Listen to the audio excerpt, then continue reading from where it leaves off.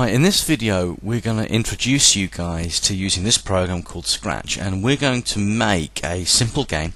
It's going to involve shooting parrots, and as you do, but must warn you there is some problem with screen capture software here, in that sometimes when I run the game, or if these parrots are flying all around, there's a possibility that when I refer to parrots flying on the screen, you're going, but they're not flying, they're not doing anything. It's just the nature of the screen capture software. When you build the program yourself, it will actually work. So please be patient with me if it goes a bit wonky. Okay, we're talking about parrots. At the moment, when you open up Scratch, you got a cat. We don't want this cat. What we want to do is get rid of it. Cats and parrots don't go too well together, apparently. Cats tend to eat parrots. I don't know, actually, parrots are kind of vicious, aren't they? They kind of, I don't know, fight between a cat and a parrot. You need Harry Hill to decide. Yeah, we want to delete him there, so let's get rid of that. And I would like now just to simply grab a parrot graphic. Now, you could simply get something from the internet and insert it, but alternatively, handily, Scratch have got a few little folders here. What we have here is lots of different options. I'm looking for a parrot. Chances are it's going to be the animal section, because it's a flying game, I should say, and you could use bats or bees or a flying bird. Not sure buffaloes fly that well. Depends if you use a big enough sling. Trebuchet, I think. Look that up on Google. Trebuchet. Used to use in medieval times. I don't know what I'm talking about. Parrot. There's one. Now the thing is, this white area is what we call our stage. You can see this down here. And if we were to have a shooting game, that parrot's kind of big, therefore kind of pretty easy to hit. So I'm thinking, let's try and make that a little bit harder. And we need to shrink this graphic. And to do that, we've got our tools up here. And I'm going to click on this one. It's now selected in blue. And I'm just going to click on that parrot quite a few times, I think. We're going to take them down to a sensible size. I don't know, a couple more. I think that should do it. So I have one parrot on the screen. Going to be rather easy to hit because the parrot is not moving. I would challenge too many people, if that made sense, to hit a static parrot. Too many people? You know what I'm saying. It's pretty easy to hit a static parrot. So let's make the parrot move. So how do we make the parrot move? We have an area here that's grey, and this is where all our code is going to go. And our code is taken from here, and we're going to drag and drop things. Now, the first thing I want to introduce before we do that is up here. I've got this green flag, and that starts any program that you create. And I've got this red hexagon, octagon, count the sides, 8 sides, I think, octagon, red blob, which you can use to stop. So basically it's a start, stop, pretty straightforward. What we want to do is, when we click the green flag, we want to start the parrot moving. Now, there's nothing here about clicking green flags. For the moment, we will be using actually quite a few of these. We're going to be certainly using looks and sensing and variables later on, but for the moment, we're going to go to control. And the first option is when green flag clicked. That's what we want. So when green flag clicked, all I've done is drag it over, and then we want to move the parrot. So logic says go to motion. So when the green flag is clicked, for the moment I'll introduce this slowly. We'll move 10 steps. So look, click the green flag, and look, the parrot is moving. You should see that on your screen.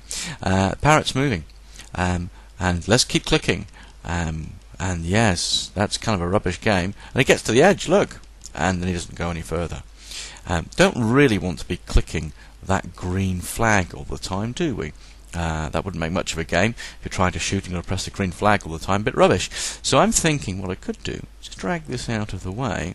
Let's go to control, and we'll say move 10 steps. We'll do it forever.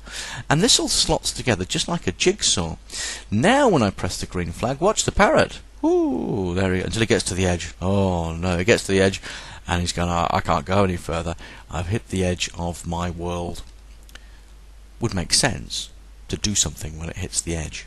And if we go back to motion, what we've got down here, look, if on edge, bounce. Fantastic.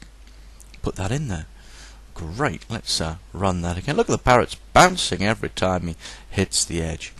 I'm thinking, yet again, pretty easy to shoot any moving parrot. Bang, got him.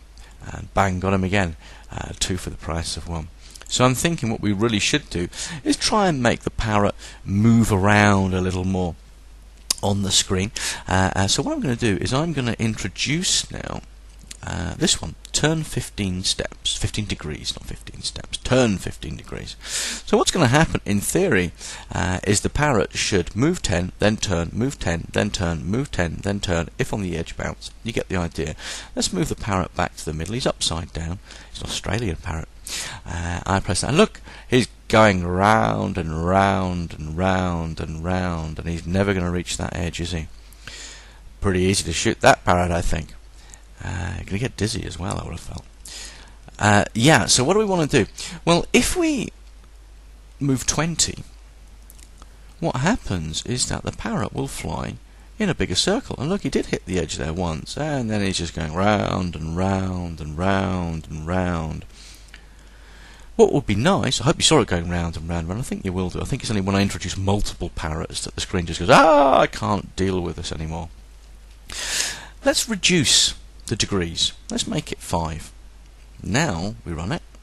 Bang, boom, boom. Oh, look at that parrot bouncing away. Fantastic. Kind of still a bit predictable in where he's going to fly to. So I'm thinking what we should try and do now is introduce a little element of randomness to his motion. I'm going to press stop. Instead of saying move 20 steps, what would be nice is, what about if we said move anywhere between 10 and 30 steps, and then turn anywhere between 1 and 10 degrees, or 0 and 10 degrees even. So instead of using set numbers, we can introduce random numbers. And to do that, dead simple. Let's go to numbers. And we say pick a random number. Now all you've got to do is drag and you drop it into the little white holes there. Move, we're going to say pick a random number between, we said 10 and, was in there, 10, 110. Oh, I don't want that, it's too much. Let's go 10 and 30. And let's turn, not 5 degrees, let's pick another random number. Actually between 1 and 10 I think would be kind of cool. So now when we do this, the parrot's going to be bouncing around, and let's see, there he goes, and woo, trust me, there is more of an element of randomness about his movement. So what we're going to do now is just stop this film. We're going to give you guys the opportunity simply to get yourself a flying animal type graphic, and then make sure it loops forever, make sure it bounces on the edge, and let's pick some random numbers for how much it moves and how much it turns. So off you go, you have a crack at that now.